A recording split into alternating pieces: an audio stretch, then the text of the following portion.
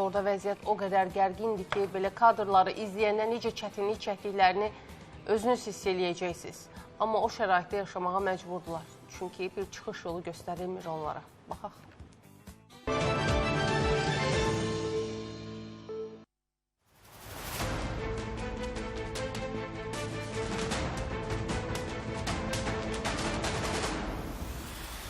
Sabunçu rayonu Mahir Əmirov küçəsində yerləşən Neft Texnikomunun yataqxanasındayıq. Burada təxminən 200-ə yaxın məcburi köçkün ailəsi yaşayır. Birinci mərtəbədə isə vəziyyət daha da acınacaqlıdır. Birinci mərtəbədə yaşayan qonşular deyir ki, yuxarı mərtəbələrdən axan su onların başına tökülür. Dəfələrlə müvafiq qurumlara müraciət etsələr də, amma heç bir xeyri olmayıb. Nəmişlikdən qopub tökülən divarlar, yuxarı mərtəbələrdən aşağıya axan çirkab suları və bu mənzərənin hər gün şahidi olan ailələr.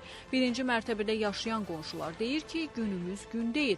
Hər gün yuxarıdan başımıza çirkab suları tökülür. Bina bərbad vəziyyətdə olduğundan heç təmirdə bir işə yaramır. Bir qoca kişi, qoca arvad mümkün deyil yaşamaq.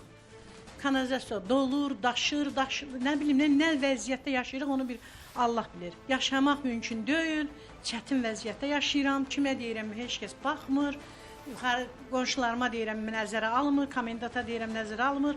Da günümüz, rüzgarmaq, bu dəqiqə durduğum yerdə da mənim başıma damır. Nəmişlikdən evdə bir dəqiqə belə dayanmaq mümkün deyil. Məsələ bununla da bitmir. Binaya kənardan bir baxış bəs edir ki, vəziyyətin nə qədər acınacaqlı olduğunu görə biləsən. Baxanda sanki düşünürsən ki, eyvanlar indi uçacaq. Sakinlər də deyir ki, vəziyyətlə bağlı dəfələrlə müvafiq qurumlara müraciət etsək də, amma heç bir xeyri olmayıb. İstəkləri odur ki, doğma yurtlarına qovuşana qədər onlar ən azından başqa bir yerə yerləşdirilsin.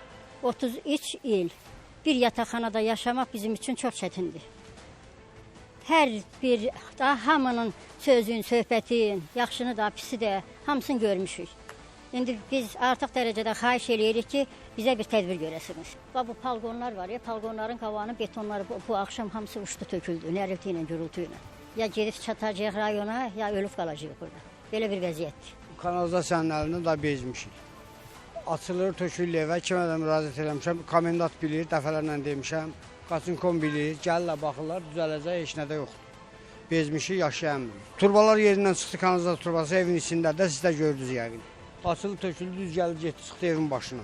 Sabunçu rayon İcra Hakimiyyətindən bildirildi ki, Azərbaycan Dövlət Neft və Sənaye Universitetinin nəzdində fəaliyyət göstərən Bakı Neft Energetika Kollecinin Sabunçu rayonu Bakıxanov qəsəbəsi Mahir Əmirov küçəsi 19-21 ünvanında yerləşən 1970-ci ildə inşa edilmiş 5 mərtəbəli 4 girişli yataqxana binasında ümumilikdə 201 məcburi köçkün ailəsi məskunlaşıb.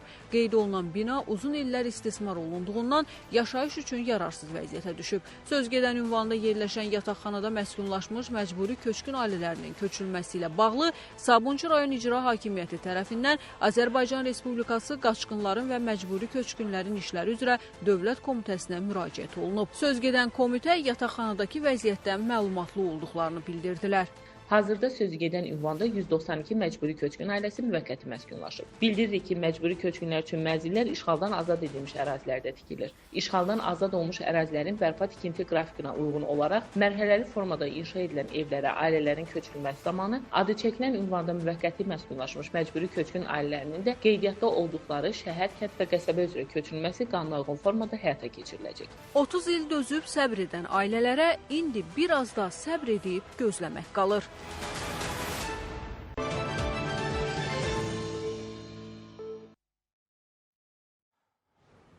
Adam deməyə söz tapmır. İlin günümü vaxtında bu şəraitdə yaşamaq. Bu çox təəssüf ki, bu bir ilin problemi deyil. Adamlar orada 30 il ömürlərini çürüdüblər. Sözün həqiqi mənasında. Gör nə vəziyyətlə gün güzarı. Amma çox şükür ki, artıq işğaldan azad olunan ərazilərdə belə sürətli işlər gedir və demək olar ki, gün ötürə, gün aşırı köçlə bağlı xəbər verilir və ilk növbədə də bu çətin şəraitdə yaşayan yataqxanalarda məskunlaşan məcburi köçkünlər köçürülürlər həmin ərazilərə. İnşallah ki, ən qısa zamanda bu vətəndaşlarımız da xilas olar bu əzabdan. Çətin məsələdir, valla. O iyi bir yandan, qoxu bir yandan.